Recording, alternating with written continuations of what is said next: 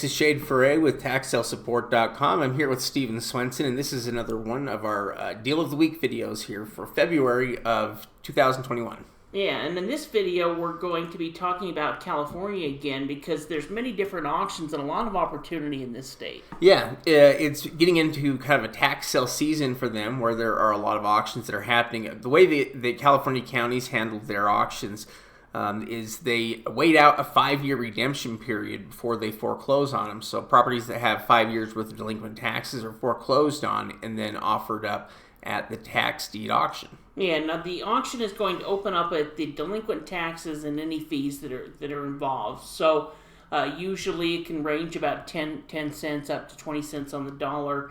Now California will hold both live and online auctions.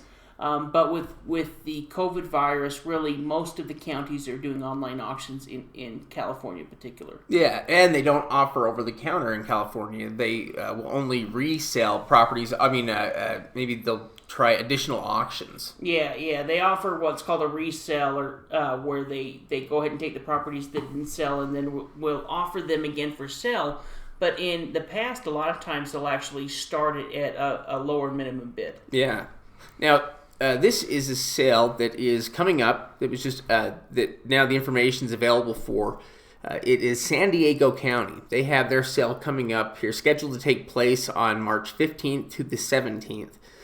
And this is an online auction that's being conducted through Grant Street Group. So it's a little bit different. We'll give you an idea here of how it works. This is kind of what the home page here of the site looks like, and there are about 737 items they have available. Yeah, if you have used or participated in Florida tax lien sales and maybe some Florida tax deed sales, you may be familiar with these guys. Yeah. In fact, yeah. Now, one thing that's nice about this sale is that the properties they have them divided between their improved properties, unimproved properties, and then timeshares. And there are quite a few pages. There's about 7 to 8 pages of between the improved and unimproved properties, just between those.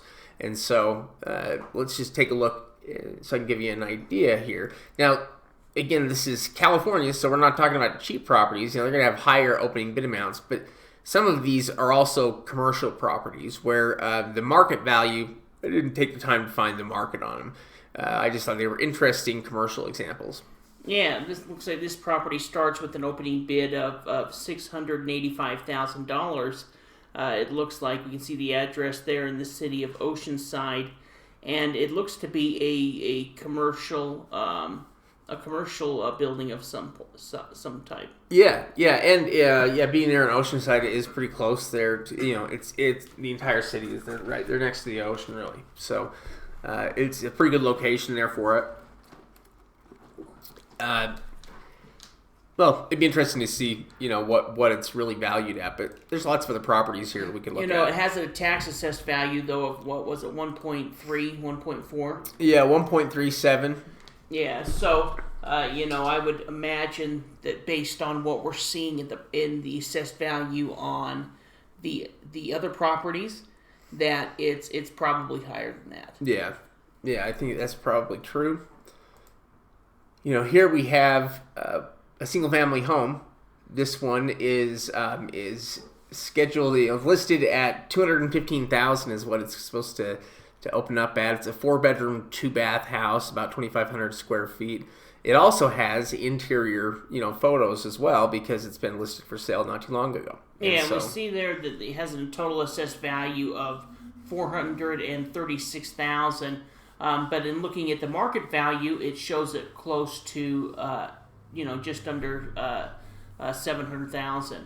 4-bedroom, 2-bath, and like Shade said, there's interior photos in there that we can at least get an idea of what the interior was like in the recent past. Yeah, well, with these properties too, they're properties like these are closer to. They're basically, many of these properties are probably usable right now. Yeah, and are being currently used, or it'd be interesting to look at them.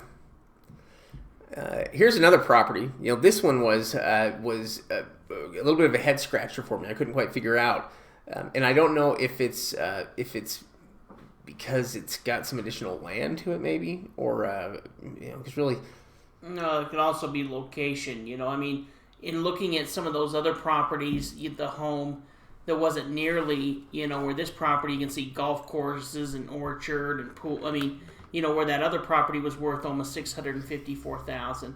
There might be some type of homestead exemption on there or something that's lowering that tax amount, but it shows the tax amount at $654,000.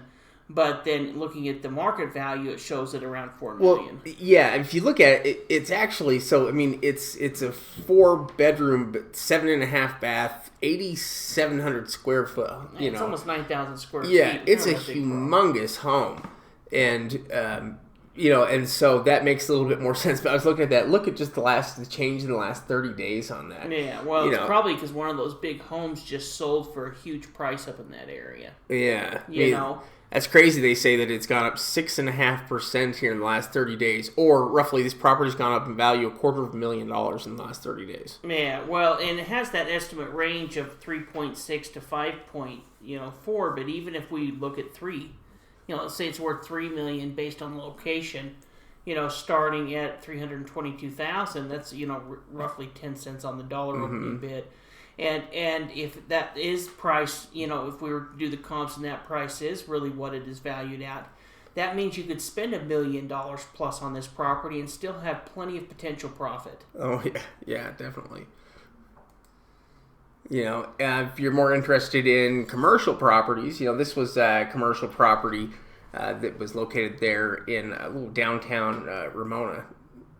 And this property here, it opens up at $288,000. Has a total assessed value they're saying of $587. So it'd be interesting to know, what roughly the value is on it. But it's a currently operating business. It looks like. Yeah, well, and based off what we're seeing, like I said before, I would imagine that you could put $100,000, $200,000 on top of that assessed value of what the market value is. Yeah, I think that's probably true too. Yeah, so again, this is for the San Diego sale, which is happening through Grant Street Group, and that's going to be on March 15th through the 17th. Yeah, and again, there's a ton of properties, 737 properties, and we went over just some of the single-family homes, the commercial properties, but there's also a lot of lots available as well. Yeah, there are some nice big pieces of land in the sale that would be worth going after for sure, and so.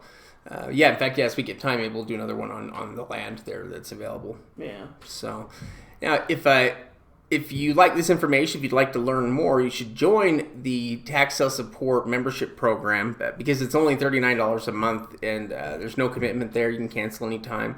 It includes all the training and the tax sale lists themselves. Yeah, absolutely. And including, with that, you guys are going to have a chance to participate in the weekly webinars with me and Shade, where we'll go through all kinds of different tax sale investing topics. Yeah, so we appreciate your time in watching this video. Be sure to subscribe and hit that like button. Yeah, and if you have any questions, don't hesitate to ask them in the comments section.